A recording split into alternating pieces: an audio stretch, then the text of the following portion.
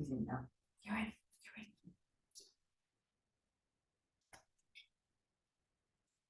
Hello, everybody. Welcome to the 4th Annual Hydrogen Aviation Summit. We're here live from Kemble Cotswold Airport in the Cotswolds in the UK. And we're bringing you a whole 2 days of exciting content looking at the full hydrogen aviation ecosystem. When we first held our first Hydrogen Aviation Summit back in 2020, we were fresh off the back of Airbus announcing its ZeroAvia program. We had just flown our Piper Malibu with hydrogen fuel cell power for the first time, but it was at the very beginnings of this journey. We're now kind of flying a 250 kilowatt system, and now we're flying a prototype which is 700 kilowatt. So you can see the progress that's being made on the technical side. But at the same time, the warnings that are coming forward from the independent panel on climate change have become only more severe. And we're starting to see the thought that getting to 1.5 degree reduction is going to be very, very challenging over the long term. So aviation will account for about 25% of carbon emissions in 2050. The non-CO2 impacts are only just really being understood fully, but are thought to be 2/3 the impact of CO2 alone. So the time for change is really now. And the tech progress has been dramatic. I mentioned our kind of first flight, but in January of 2023, we flew the Dornier 228 testbed for the first time. We've demonstrated some of the larger aircraft components in testing on the ground, including our kind of 900 kilowatt motor in a 1.8 megawatt configuration. So we're getting that technology progressed forward. And many others are doing the same. Plug Power will be on our first panel today, talking about their fuel cells in flight, as will PowerCell, as their fuel cells in flight in our system. And of course, H2Fly flew a little earlier this year with liquid hydrogen. So we're making big leaps forward and something the industry can celebrate. And of course, the commercial progress is equally important. So over the course of today, we've actually been talking on site with Dale Vince. He's the former CEO of Ecotricity and the founder, and he's also founded a new airline called EcoJet, which he hopes will be the first electric airline in the world, powered by hydrogen electric engines. So we've had a deal where we've announced today that we have 70 engines pre-ordered, and he's looking to fly on ZeroAvia engines as early as 2026. So with that announcement, Dale was here and he's recorded a special message for the summit, which we're going to play now before we jump into today's content. So roll VT.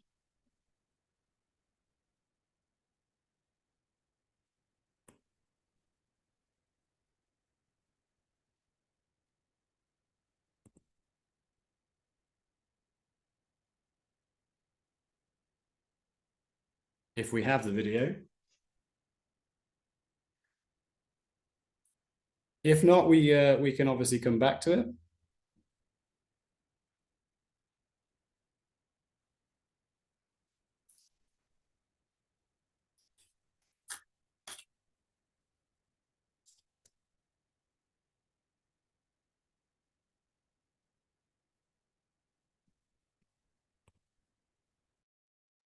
No, it looks like we're having a little bit of trouble with getting Dale's video up, but we'll certainly try and play that a little bit later.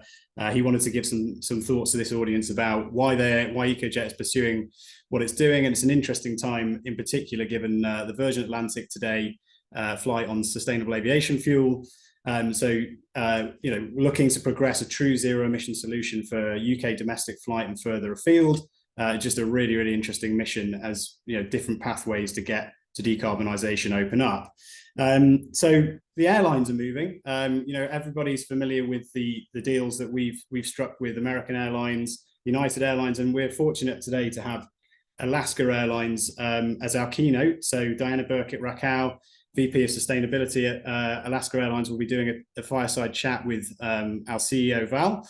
So that's going to be the first session up. And then for the rest of the day, we're going to be looking particularly at the technology bricks and how they're developing. So we'll talk first about fuel cells development. We'll then have a conversation about liquid hydrogen and cryogenics with some leading authorities on that topic before we talk a little bit about electric propulsion systems and aircraft integration. And then we'll finalize with a final session this evening UK time and afternoon US, looking at the financing of all of this technology development and R&D. So I believe we've now got Dale's video ready to go. So we'll have a quick look at Dale in action in front of the Dornier 228 here in the hangar at Cotswold Airport.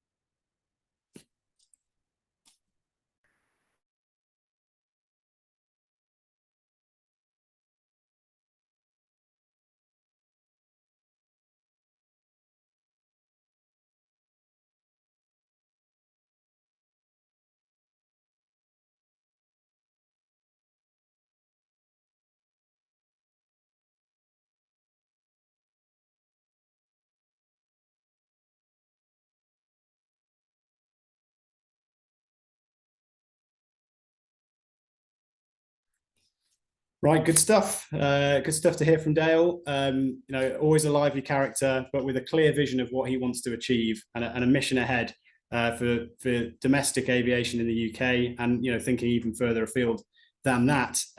So do check out our press release on our announcement with EcoJet and Monty, that our preferred lessor partner in that deal.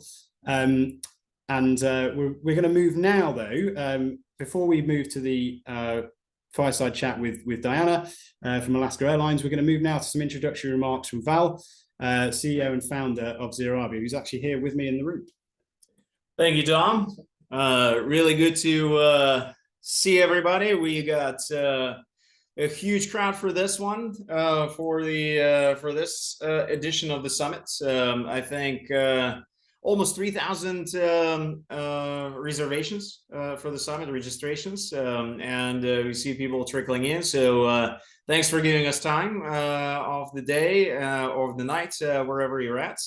And it's a great opportunity to once again, I think for the fourth time now, to take a stock of where we're all at and what the industry is doing for hydrogen electric and hydrogen aviation. So lots of news, as Dom mentioned, over the last few months or few weeks, with Airbus Aerostat under test, Joby doing the New York City testing, and also, of course, the H2Fly flight tests that are also happening under Joby leadership. Piasecki has announced the hydrogen helicopter development with the Air Force, which ZeroAvia is, of course, participating in. CAA, Civil Aviation Authority here in the UK, announced the creation of the hydrogen sandbox to test the regulatory environment for hydrogen technologies. Department of Energy in the US has announced a number of hydrogen initiatives, including hydrogen hubs. And out of 7 hydrogen hubs, ZeroAvia is participating in one way, shape, or form or the other in 5 out of 7. So it's really great set of environments building up around hydrogen aviation.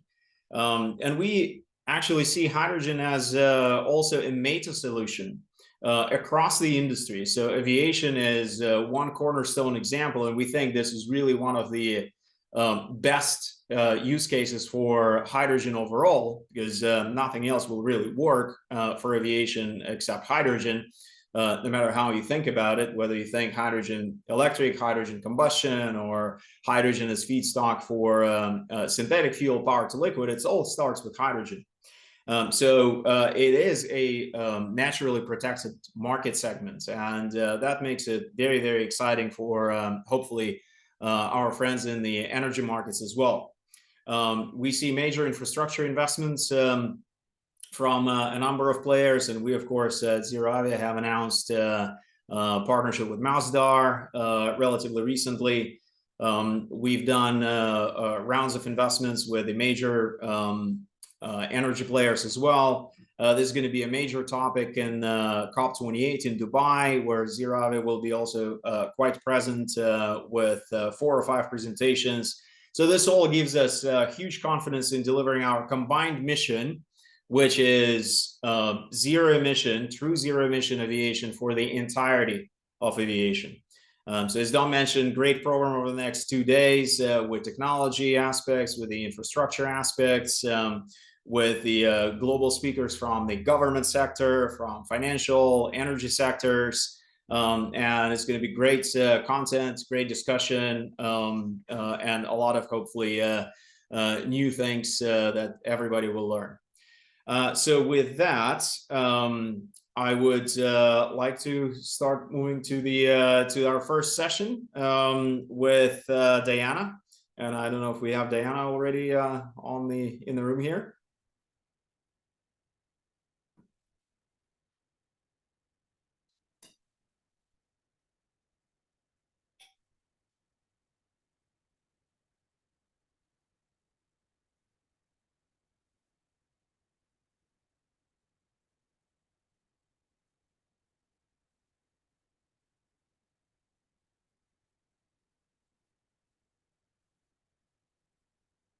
And here we got Diana as well. Diana, welcome to the Hydrogen Aviation Summit. Good morning. Yes, so Diana Birkett-Rakow is a SVP Public Affairs and Sustainability at Alaska Airlines, and is one of the most innovative airlines in the world. And we at ZeroAvia, of course, are proud to partner together on a number of aspects of our journey, including the great next prototype aircraft that we're working on already, Dash 8 Q400s in Everett location in Seattle. And of course, Alaska Airlines is also one of the investors in ZeroAvia. And today we'd like to open the summit with our fireside chat keynotes format, where I'm hoping, Diana, we could have a conversation about how you see, as one of the most progressive airlines, how you see sustainability of aviation playing out, what your plans are, and how we can all learn from that. Sounds great. Thanks for having me, Val. Your background's a lot cooler than mine, but I do have airplanes. Yeah, there you go. And maybe we can kick it off with just the overall, how do you see the sustainability challenge for airlines and Alaska Airlines specifically, and what is your strategy at addressing it? Sure. Well, thanks for having me, Val. And you all are fantastic partners, and we need this technology for the future. So I'm thrilled to be in this conversation with so many people on the summit I know that are passionate about this subject as well. So just by way of context, a little bit about Alaska Airlines sustainability strategy. We've been on a sustainability journey for a long time. We've actually been reporting our greenhouse gas emissions since 2009 and tracking to a series of goals. The most recent, but prior to our current goals, the most recent goals sunset in 2020. So it gave us an opportunity to look at what was that next set of sustainability objectives and how are we going to get there. And it was at a time that people were really talking about net zero goals, and the industry was gravitating around, or many people in the industry were gravitating around a 2050 net zero goal. And our board, we were in conversation with our board about how to set goals. And our board said two things. One, 2050 is a long time away. We need something that's a little bit nearer and push ourselves to be bold.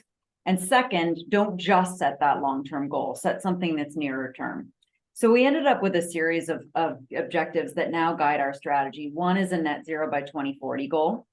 And the second one is a set of interim goals for 2025 across carbon, waste, and ecosystems. And we can talk a little bit more about why that breadth. But knowing that carbon is our main, or greenhouse gas emissions are our main environmental impact, or our most significant environmental impact, one of the goals we set for 2025 is to be the most fuel efficient US airline through that period and by that date, so that we've got the internal discipline to drive, to control what we can control while we are setting that long-term target. And then the last thing we did in conversation with the board is, instead of just saying, okay, 2040, sure, we'll figure out how to get there as we go, we set a 5-part path And this is where ZeroAvia's technology comes in. The 5 parts are operational efficiency, which is the foundation, that ethos to control what we can control. Fleet renewal. So we're bringing the Boeing 737 MAX aircraft into our fleet, which is about 25% more fuel efficient on a seat-by-seat basis than the aircraft they replace. So that takes another dent. Sustainable aviation fuel, which maybe we'll talk about a little bit more, which is the best near and medium term, large aircraft especially, opportunity. New technology, particularly electrified aircraft, and ZeroAvia is certainly the signature part of that strategy. And then we do have that 5th part, which is carbon removal technologies, only as needed to close the gap to our target, because there is so much uncertainty in the technology evolution and timeline of some of those other steps. So hydrogen electric propulsion fits squarely into that 5-part path. And one of the things, as much as, you know, there's sort of this probably particularly American desire to simplify down to one thing, it's just not a one-size-fits-all strategy for this industry. We've got to have multiple strategies, and we've got to execute on all of them at once. Yeah, because you're flying the aircraft today, and you need to make sure that what your operations today are the most efficient and the most sustainable they could be, while looking in the future. So how do you see this mix playing out over time? So today, of course, large aircraft, even the 737 MAX is a large aircraft for zero emission technologies. So there's not much choice there. But over time, the choices become available. So how do you see this progression over time? Yeah, it's a great question. And that's partly why it's an all of the above strategy, certainly for, and we fly narrow body aircraft and regional aircraft. But for narrow body or for wide body, SAF's going to be the opportunity for, the next couple of decades. But we fly a ton of regional and somewhat shorter haul, medium haul routes, and connect throughout the state of Alaska, throughout the West Coast, smaller communities, larger communities. And that's where, even in the next couple of decades, smaller regional aircraft and hydrogen electric propulsion are going to be really critical. What we have to solve for is how do the infrastructure and how do those technologies sit alongside each other and operate efficiently at an airport. But particularly diving right into smaller regional routes as zero emissions technology scales, I think is going to be the nearest term opportunity and a really exciting one. Yeah, and this is a really interesting point as well, especially as we talk with some of the community leads and some of the airports in Alaska, for example, or Canada, or some of the other relatively remote regions. A lot of the conversation is about the connectivity and how do we enable and continue connectivity of these regions. And in a lot of those regions, the only option is aviation. So your life depends on aviation, and you can't just go on the train, or that you have a luxury of in some place in Europe, for example, right? Places like Alaska, you just can't do it. That's right. In the state of Alaska, we serve 19 communities directly. Only 3 of those are accessible by road. The other ones are either only accessible by air or by sea. And, going by boat all the time is certainly not a viable option. Particularly, we fly people for healthcare, we fly people for school sports. If you think about sort of the way that life works in parts of our country and around the world that are so air travel dependent, we need a solution that can be environmentally responsible while enabling the commerce required, just the stuff of life that is required to support those communities. Yeah, absolutely. So as you work with, obviously with hundreds of thousands of customers, of flyers, there are millions of flyers. How do you see flying public's attitude towards sustainability. Maybe it's changing. Maybe there's some statistics that you're tracking that you can give us on the perception from the flying public. Yeah, it's interesting, and I do think it's changing all the time. Edelman, a big national communications agency, just recently, I think it was about 2 weeks ago, came out with their latest study. And one of the stats that really jumped out at me from that study of consumers across the world, 93% were concerned about the impact of climate change. 43%, so a little less than half of that 93, said they've always been concerned. But 50% said, I've come to believe that over time.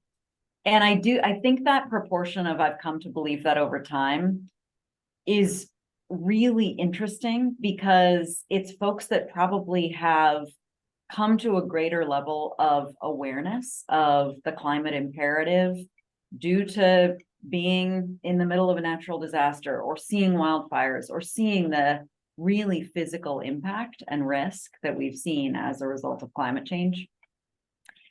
And I think that 50% offers me a lot of hope, because it means that people are willing to adapt and think about the consequences of, our collective actions and what we need to do about it. The 43% is fantastic too, but we've always had them. We really need that sort of broad base of people to begin making choices and investing their mind share and their choices in more sustainable technologies, because that will lift all boats. The other interesting stat that a couple of other sort of wrinkles on the number of people, or sort of the proportion of people that care about these issues when they're making choices. Within the travel realm, West Coast consumers on the West Coast of the United States self-report caring about environmental issues when thinking about their travel choices, about 10 to 15% more than sort of the national average. So that's a huge part of our operating base. So that's something that we think about. And then younger consumers self-report caring about it more. So that's another thing, as the next generation of travelers and consumers in general are thinking about these issues. That's an opportunity for us to get people involved. The last thing I'll say on this question, we did a study before COVID, so I suspect that this has changed, where we asked our guests, our passengers, who we call guests, to rank the issues that they cared about in terms of environmental sustainability. And they actually ranked eliminating single-use plastic more highly, or more people ranked it more highly than getting to net zero carbon emissions. And it was and I do suspect, back to that 50% that has come to care about climate issues over time, I think that ranking may have changed in the last couple of years. But it also is a good reminder that people gravitate to things that they can sort of touch and feel and understand and interact with. And so we've thought about it as an opportunity not to obviously not care about the carbon footprint part, but to engage consumers using what they can understand and directly impact, and engage them with those things into a conversation about the broader issues. So onboard recycling, replacing plastic cups on board with recyclable paper ones, is all sort of a really important, it's a different environmental impact, but it's an entry point to engage consumers in things like decarbonization technologies. So a little bit of a long answer, but yeah, no, I like it. I like the points of the sort of capture them where there's already alignment. yes. So to use it as a beachhead, to expand it, and then introduce new concepts perhaps that people have not thought about.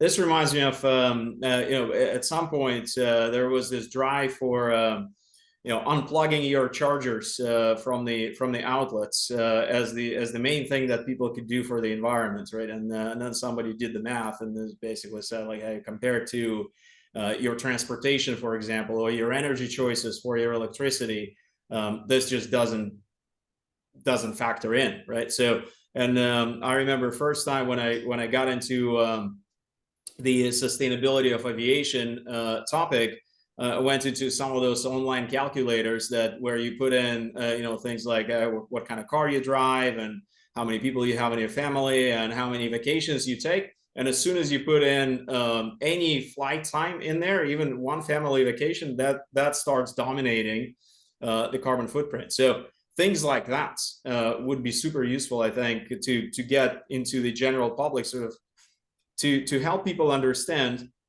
the scale of things, right? Because it's very hard to comprehend in your head when you're flying that those wings are full of fuel that at the end of the flight is not quite empty, right? Because of the reserves and everything, but and you don't most of see the impact. It's not visible in the same way that a big bag of plastic waste is visible. So you're right. You need to use a different approach to engage people. Yeah. So how do you think this will play out economically? Meaning that, prices of tickets, will people be willing to pay more, or they would expect to pay the same, but now flying greener? And the operators that go there first and operate these zero emission technologies or low emission technologies, how will that affect economically different players, you think? Yeah, it's a fantastic question. Couple things. People say that they are willing to pay more, but we don't actually, when we give them an opportunity, the percentage of people that actually do pay to offset carbon emissions isn't high, but it is growing. And giving people an engaging opportunity to do that helps. So a couple thoughts on this, and I'll sort of make my way to the financial point, but we actually launched last week a new platform within our sort of end-to-end travel experience, where guests can put in their, I'm flying to San Francisco in your background from Seattle, and it'll show the carbon emissions of that flight, or one way or return. And then it'll give you options about whether you want to offset with a proportion of sustainable aviation fuel or select nature-based projects that have been vetted that are in the service areas where we operate. And what we launched that, and we're going to build on it next year, so watch this space, but we launched it with a loyalty reward. If you purchase sustainable credits from sustainable aviation fuel versus the nature-based options, at certain levels of purchases, we give you 500 elite qualifying miles, and you can add those up. So one of the way that it's been taken, since it's sort of near the end of the year and people are thinking about that next elite status and that year-end mileage run, is instead of doing your year-end mileage run, go purchase SAF credits and actually contribute to SAF supply, offset your carbon footprint, and reach your elite status.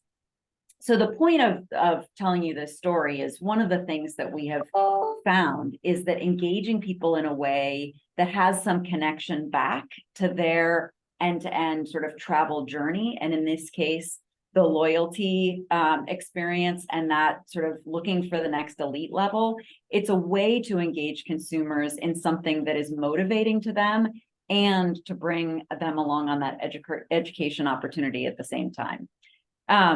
In terms of the so I think we need to build on things like that so that we can continue this education path. The more we can get consumers involved, and you and I have talked a little bit about this, but the more that things like hydrogen electric propulsion or sustainable aviation fuel or other solutions, carbon removal, become mainstream ideas in the ways that solar and wind power have, the more we can not only have people willing to choose it, fly it, advocate for it, but also the more we will have tax incentive support, the more there will be a case for private institutional capital to invest in these technologies. And you all have been incredibly successful in amassing that kind of support. I think we just need to broaden the conversation because the more people that are thinking about it and the more people that are motivated to choose these technologies, the better off and the more momentum we'll have to advance them more quickly. Yeah, oh, this is great. Maybe a green elite level coming up soon. That's one of the concepts, Val. Let's keep talking into the ladder there.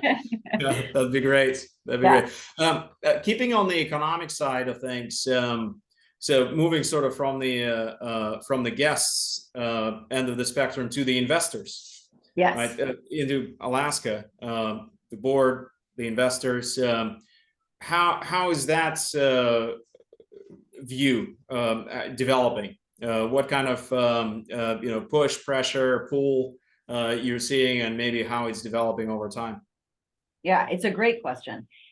And I think investors in carbon intensive businesses like ours are potentially somewhat different than investors in non-carbon intensive businesses because they recognize the nature of the business. However, increasingly, there is an imperative to also be recognizing that we need to change the nature of the business over time.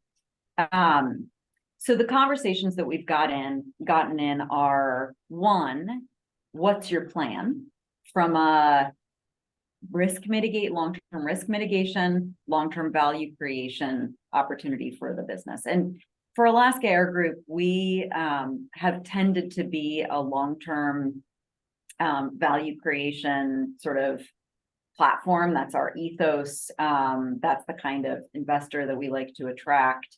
And that's the kind of conversation that we have about our strategy, which fits well with this topic because it's not something that we can change overnight.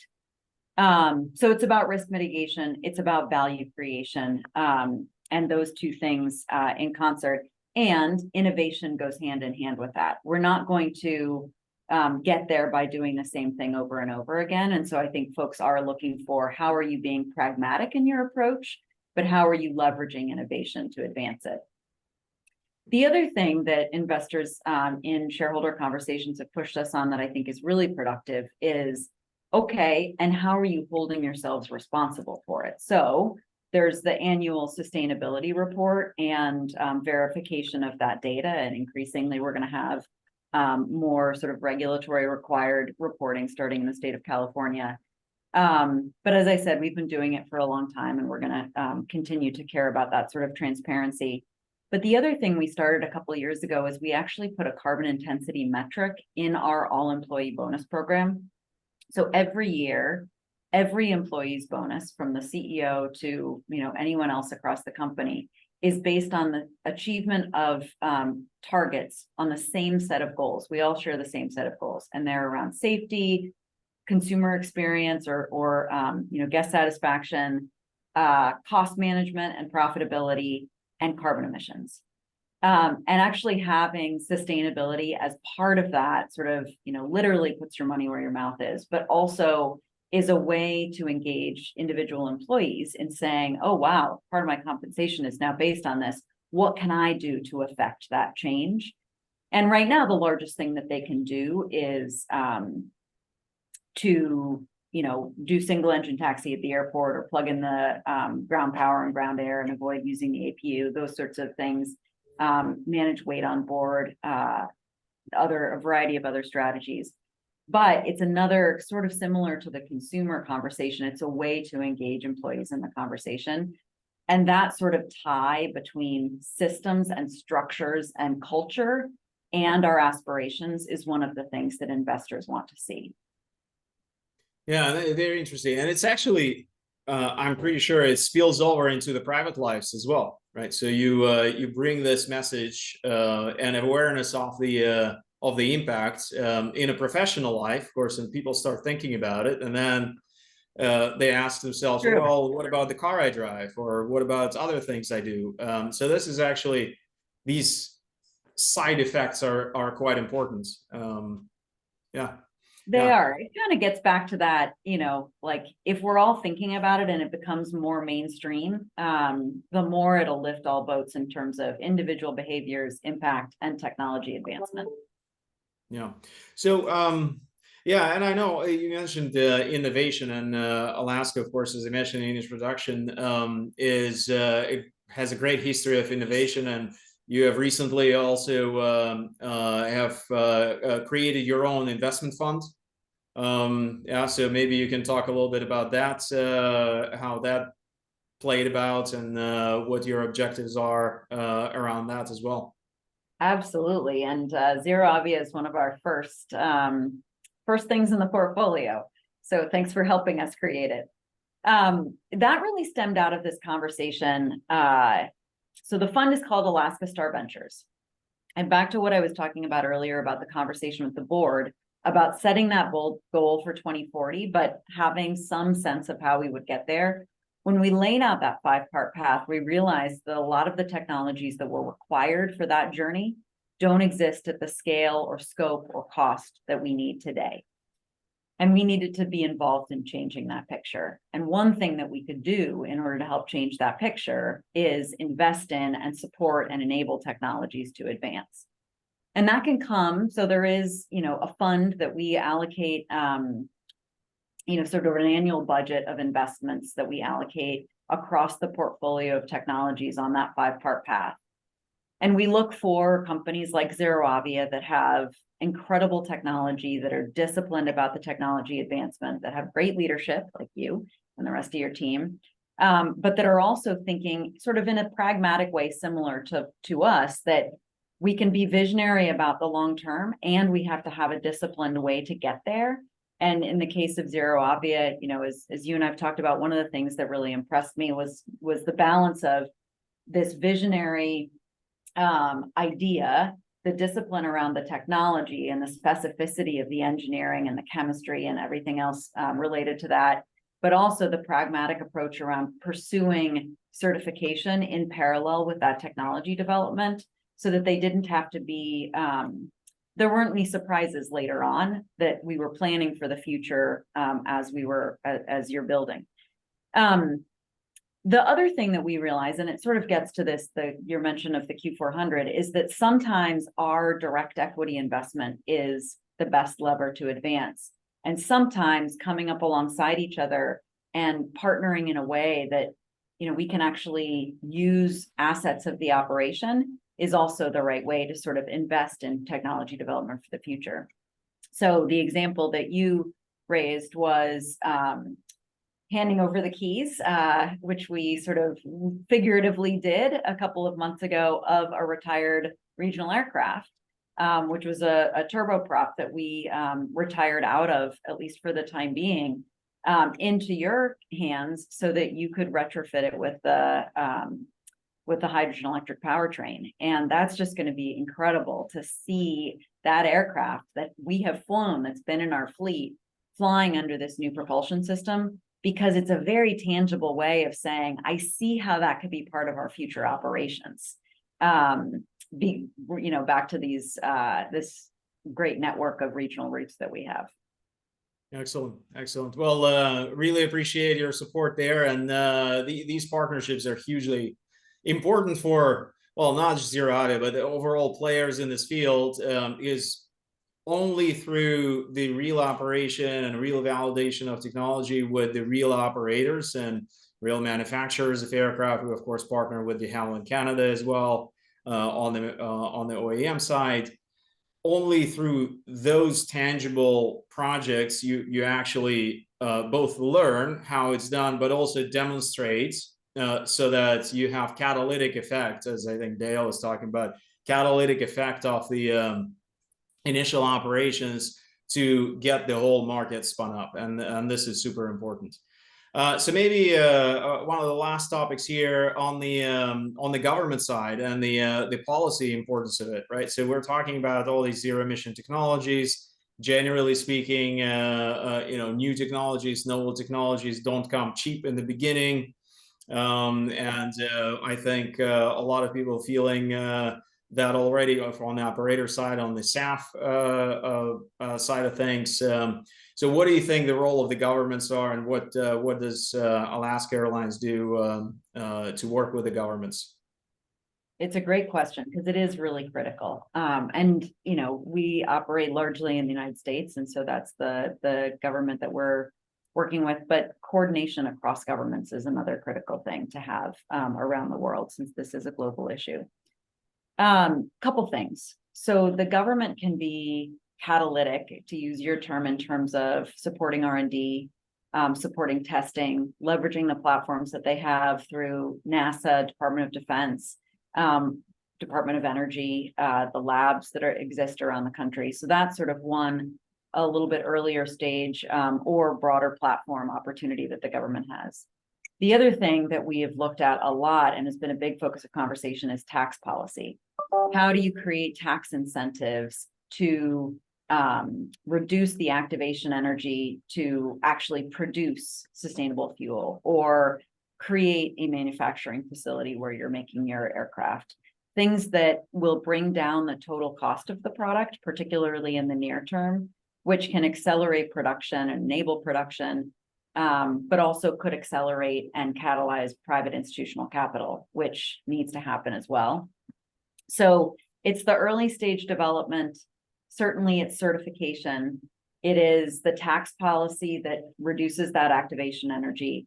And then it is trying to inspire and find ways to catalyze private institutional capital to get into the mix, because that's one of the ways that, particularly for the more infrastructure intensive technologies, of which there are many in this space, that's going to be a critical ingredient to really scale.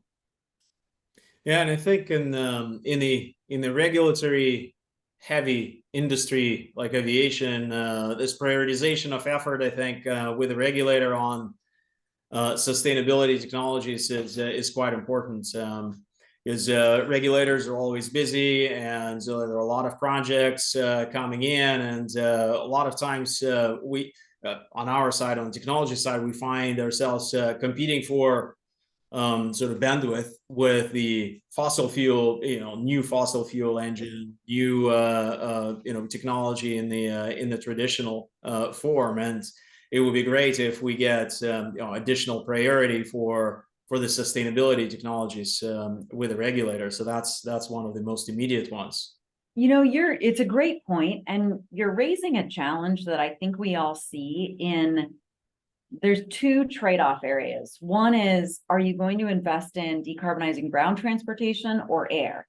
Ground is easier in some respects, and I don't mean to minimize that challenge, but more of the technologies are available today. And so there might be some desire to sort of say, okay, air is going to have to wait. I'm going to go get this done. But one of the things we're realizing is we just can't wait, because the technology is going to take so long to develop and certify and do that well. We need to be working on both of them in parallel. And then similarly, is it investment in SAF, or is it investment in zero emissions propulsion technology like hydrogen electric? Again, we have to do both. And they are interrelated in some ways, in terms of hydrogen's power to be a feedstock or other ingredient, or even to operate in the utility and electric infrastructure space. But we just can't choose one or another. We have to prioritize the long-term thinking as well as the next few years. Yeah. Our take on the ground and air is sort of I was wondering what your thoughts are. As my previous company was in the ground transport. We built the EV charging networks, right? So the feeling is that today, at least, the trajectory for ground transportation is relatively clear, right? It's going battery electric. We're going to electrify the whole thing, and like you said, technologies to the air. So and a lot of those technologies, or most of those technologies, already in the black, so to speak, right? So especially for B2B use cases, like you have Amazon buying 100,000 delivery vans and things like that, because it's cheaper to operate, and you have electricity versus fossil fuel. Even before you go all these green premiums or green benefits, it's economically beneficial. And we had the same story sort of played out on the power markets or energy generation. 15 years ago, it was expensive power. Now it's the cheapest power available. So part of me says that the technologies are there, and not only technologies are there, but they're also are more economical now than the fossil fuel alternatives in a lot of cases. Mm-hmm. So that adoption was already jump started, and it will happen by itself now that it's economically beneficial. In the places like air, for example, where technologies are not yet developed, and the initial deployment, as usual, has some premiums to it. That's where we need to focus, I think, the attention. But I'm maybe a little biased. No, I think that's a great way to think about it. It kind of gets back to the idea of having something become mainstream in order to have that positive flywheel effect. solar power, some, ground power, a lot of those things are more mainstream. And so there is more of a flywheel effect already there. Whereas a lot of the air technologies for aviation aren't in that sort of mainstream space yet and need that kickstart. All right. Well, this was great. And maybe as a final note to the summit here as we kick off, how optimistic are you feeling about the future here for aviation? Very optimistic. I think, all of us are here probably in some part because we love flying. We love the space, we love the industry, and it's not going away. It makes the world smaller, it connects communities, it connects people. And it's incumbent on us to make it increasingly sustainable. But conversations like this, I think, contribute to my optimism because there's so much innovation and ingenuity and action happening. And the accelerated level of that activity is so different from what it was 5 or 10 years ago. And I think that momentum is going to continue, and having the government involved, having consumers involved, having technologists involved, and investors involved will continue to create that more sustainable future. So I'm glad you're doing what you're doing, Val, and kudos to your team. And I hope it's a great rest of the day. Thank you, Diana. Always great to have you. Great conversation. Thank you for coming.